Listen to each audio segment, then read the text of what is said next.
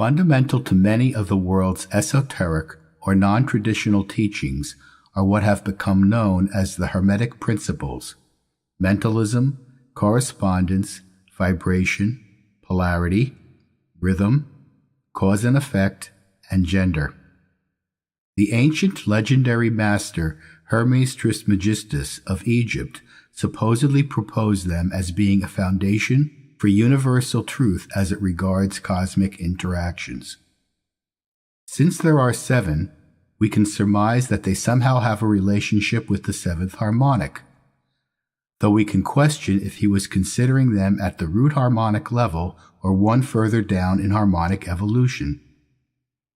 I say that because scientists have learned there is a quantum aspect to the universe that seems to defy cause and effect, and which universal truth must somehow take into consideration. But even if it is at the root level, universal truth as an expression of the unification of religion and science should be evident at a harmonic level closer to the source than the 7th.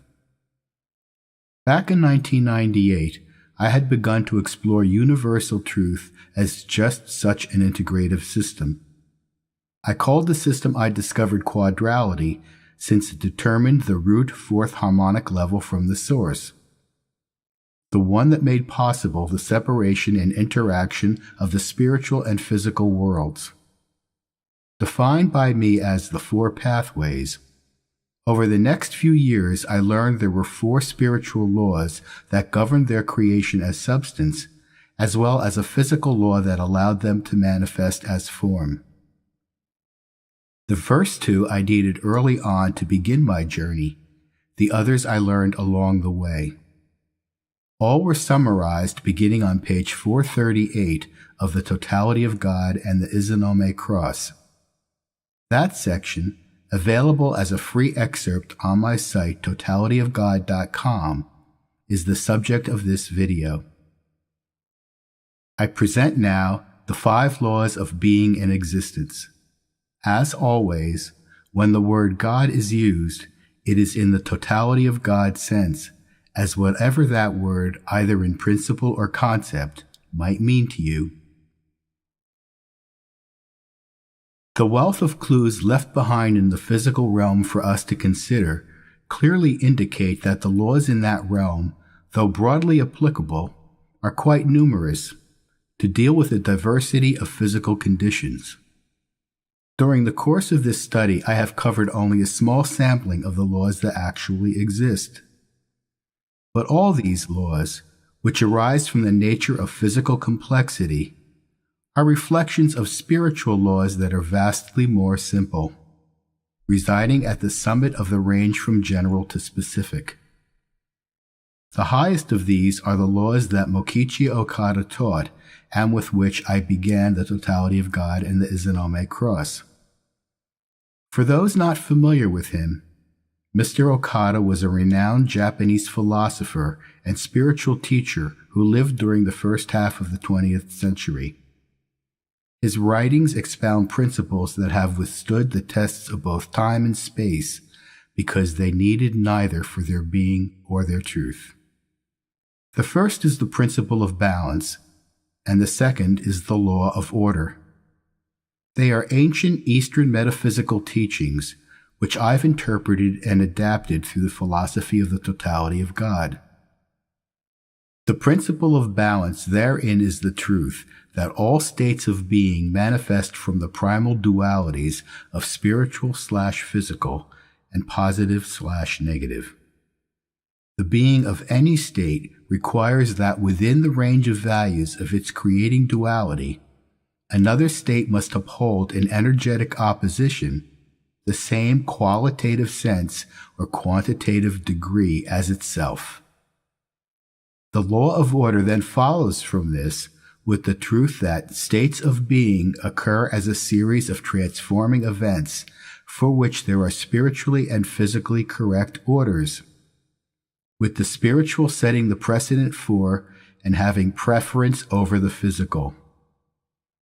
The 2 laws together show how every physical effect has a balancing spiritual cause. The principle of balance implies two other coexistent principles. The first is the principle of non-change. From this comes the word stability in the law of dynamic stability, since stability is the constancy or non-change of character or purpose in the face of change.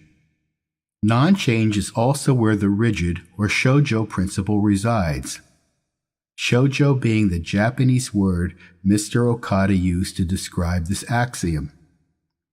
The principle of non-change means that there always was, is, and forever will be an absolute standard against which all else can be compared and measured. Change is only absolute when it is considered in the context of the non-changing frame of reference. Change in any other context is relative. Thus, change finds its truth in the non-changing frame of reference. The second is the principle of cyclic. From this comes the word harmonic in the principle of harmonic alignment, since any vibration, spiritual or physical, is cyclic in nature, a periodic change between opposing states of being, as understood in either a spiritual or a physical sense. When cyclic change is used in the spiritual sense, it is that which is concurrent, and thus in accordance with the principle of balance. It is the idea that whatever is happening on one side of the equation is being concurrently reflected in the other. Otherwise, there would be no balance. The principle of cyclic means that for non-change itself to be in balance, change must exist. The coexistence of the two is fundamental to non-change, something that itself never changes. This helps to explain why the creation of the universe was inevitable. God is everything, the intangible actuality of non-change and the tangible potential of change. But it is a potential that could only find actuality in the universe, without which God would be left unfulfilled and incomplete, his tangible, changing frequencies forever missing. The law of order likewise implies two other coexistent principles. The first is the principle of change. From this comes the word dynamic in the law of dynamic stability, since it implies an aspect of equilibrium that requires constant adjustment. It is also where the flexible or daijo principle resides. Again, daijo being Mr. Okada's word for it. The principle of change means that except for the non-changing frame of reference, everything else changes. The second is the principle of linear, the necessary balance to that of cyclic. From this comes the word alignment in the principle of harmonic alignment, since linearity intimates the ability to manifest a position and direction in the context of change. It also makes change entropic, either in an energetic sense as energy lost, or in the philosophic sense as in not being able to go home again. Unlike cyclic change, the underlying nature of linear change is physical. While it can have a repetitive or cyclic aspect, as in the 4 seasons or an oscillating pendulum, it is consecutive and thus in accordance with the law of order. Order can be defined as the condition of methodical or prescribed arrangement among component parts such that proper functioning or appearance is achieved. Change is implied as a requirement for such achievement. The principle of linear means that all change occurs as a progression of individual yet related events. Each event contributes to the total outcome produced by those before, from which result more change can occur. There are 3 other spiritual laws which I myself have proposed, explored, and defined. I've made reference to the third of the 5 laws many times in my book, and without it, dynamic stability would lack the means for enactment. It is called the principle of harmonic alignment. I first mentioned it as spiritual resonance, the key to fulfilling our desire to become one with God. And then as it regards behavioral interaction, especially as it applies to the natural tendency of human beings to be a part of that with which they feel most comfortable. While both instances are true, the principle goes far higher and deeper. Harmonic alignment is the truth that every state of being is a unique combination of harmonically structured energetic vibrations born from 4 fundamental frequencies of universal oscillation. These harmonic vibrations provide any state with the knowledge and means required to align with or disengage from another state for the greatest good of the individual states involved as well as the collective state they are within. In other words, the character and purpose of a whole and each of its parts has an inherent energetic nature that can serve the greatest good of all involved. And the greatest good is dynamic stability itself, defined in the 4th law, the law of dynamic stability. This is the truth that the constancy of character or purpose, with respect to the non-changing frame of reference, must be maintained in any changing system to prevent discord or disorder from ruling that system. To do so, there is an ability for finite relative systems to become open to the infinite absolute, such that adjustments can be made as needed to maintain harmony and symmetry in the big picture. Thus, symmetry will rule over disorder, harmony over discord. This doesn't mean that only harmony and not discord is meant to exist. In fact, according to the principle of balance, both must. It only means that the law of order requires the spiritual or positive nature of the universe to be energetically preferential for the continuation of existence.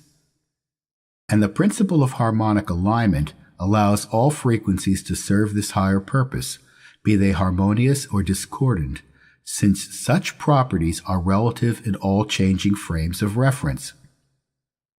What is harmonious to one individual part may seem discordant to another, and parts can align for their greatest good as they perceive it to be. For the universe, this is an objective process of energetic selection. For a living, cognizant being, this is a subjective process of willful choice. For either, the end result will determine the efficaciousness of the path taken. And dynamic stability provides for the guidelines in selection or choice, as well as access to the resources needed. Its key lies in that while stability in the infinite relative system must be upheld, all finite relative systems have the ability to implement it, since finite stability upholds the higher purpose. The law of dynamic stability applies in all the universe's energetic interactions, from the macrocosmic to the microcosmic. Part and parcel to it, and the other 3, is the 5th spiritual law, the law of universal use. Since this is the point where states of being evolve to conditions of existence, it may also be referred to as the 1st physical law. The first 4 are in accord with God's will. There is no choice but to follow them. Any deviation will incur negative karmic consequence. But the law of universal use is something likewise also always followed in accordance with the primary spiritual laws. But it is here where the universe gets to express its own will, because it implies the element of choice. It was described and applied in a variety of contexts earlier in the main text. To restate it in a more all-inclusive way, the universe and all within it has the means and ability to learn, access, and use what it needs, where and when it needs it, and exactly how it needs it to exist in accordance with the spiritual laws.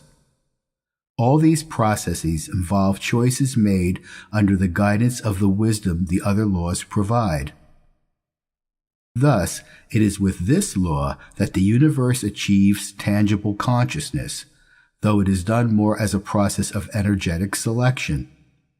The universe defines its options as those things that allow its variable frame of reference to always resonate in a harmonic alignment with God's fixed frame of reference and maintain the dynamic stability needed to uphold it. Any deviation incurs discord or disorder in the big picture. Also, universal use is the law whereby, in the where and when of a response, the primary spiritual laws can be upheld in space and time.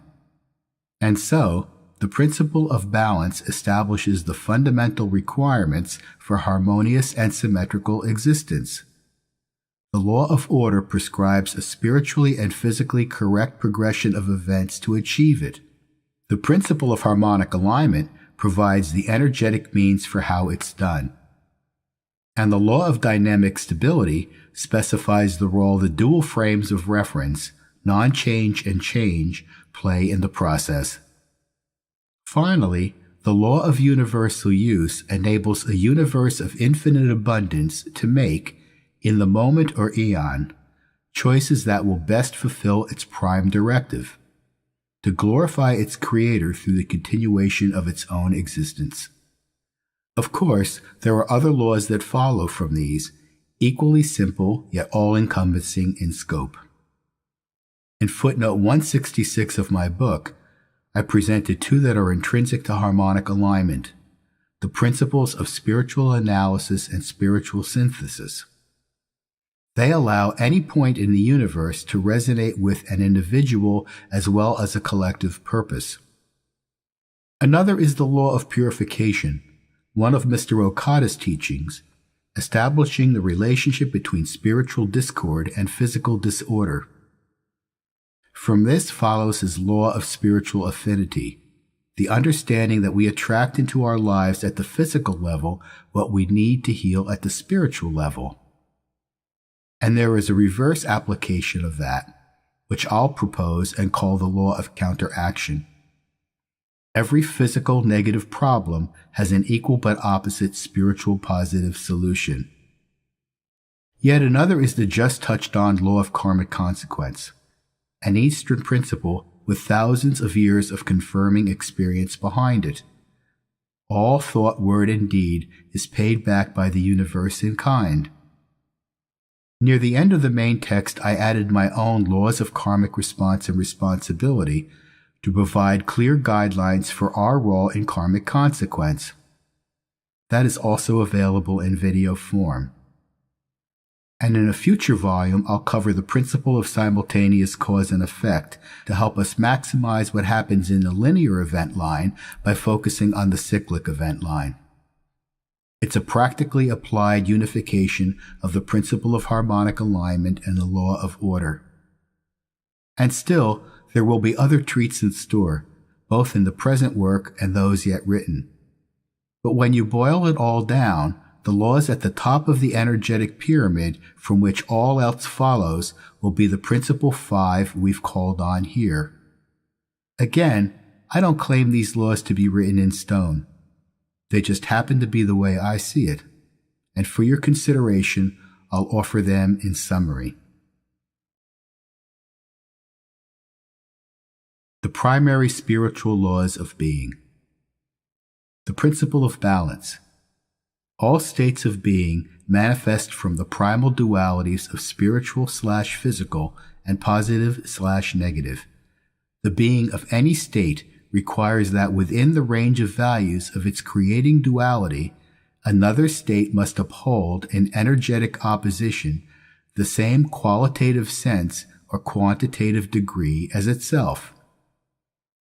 The law of order. States of being occur as a series of transforming events for which there are spiritually and physically correct orders, with the spiritual setting the precedent for and having preference over the physical. The principle of harmonic alignment. Every state of being is a unique combination of harmonically structured energetic vibrations born from 4 fundamental frequencies of universal oscillation.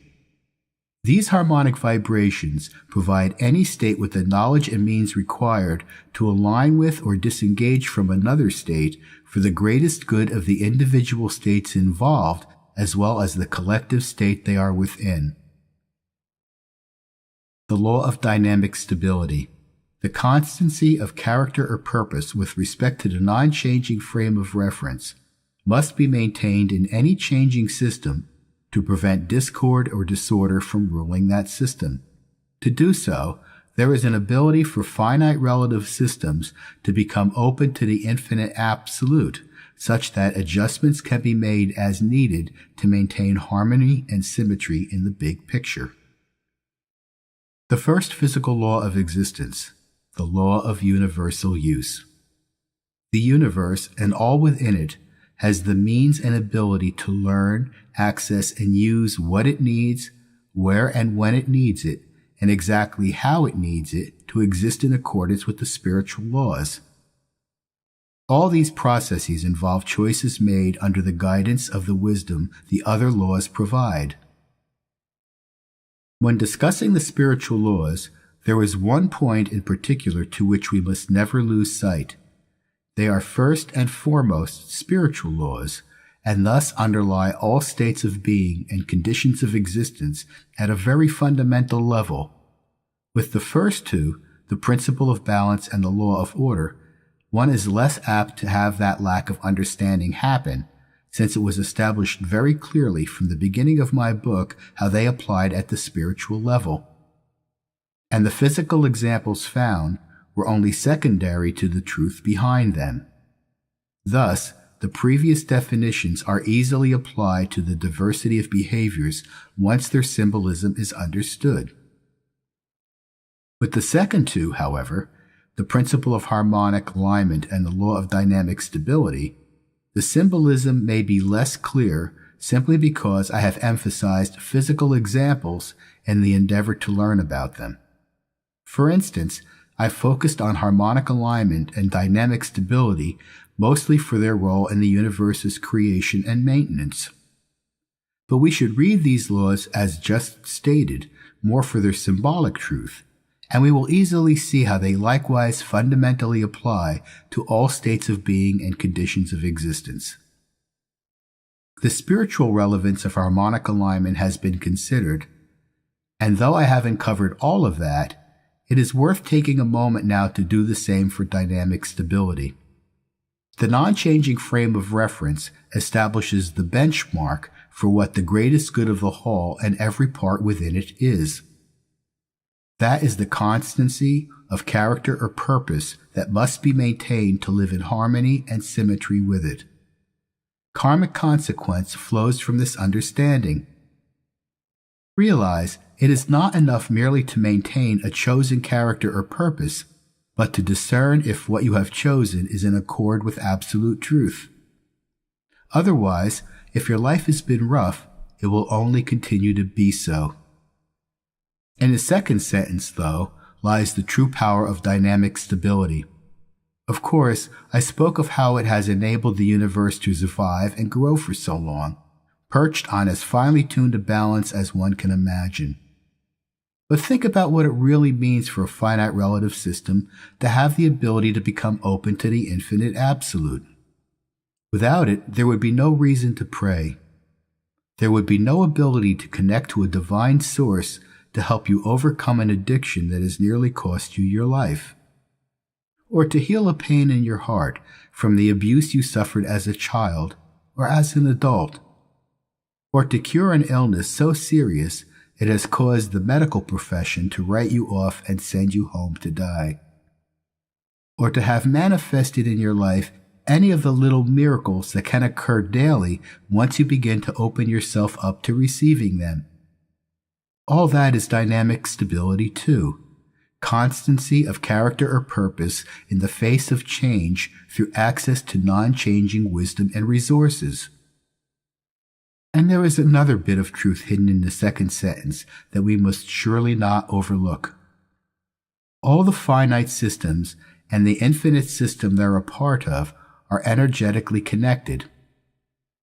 When a single system becomes unstable, the other systems may be affected, but are able to pick up the slack. This occurs constantly in the universe at large whenever stars or entire solar systems become unstable. Galaxies can collide, but the universe just keeps on going.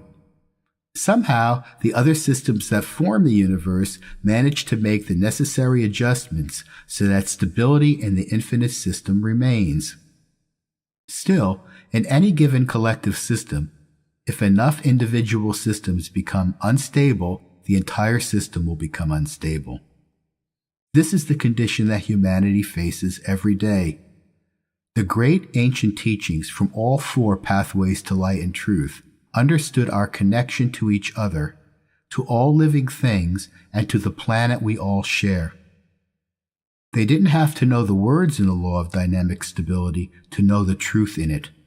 Yet, when we look up into the sky and realize that even when solar systems collide, whatever remains of them will have access to infinite resources to recover and move on, it makes it easier for us to deal with the infinitely less catastrophic trials we face every day. Till the next time, I'm Leone.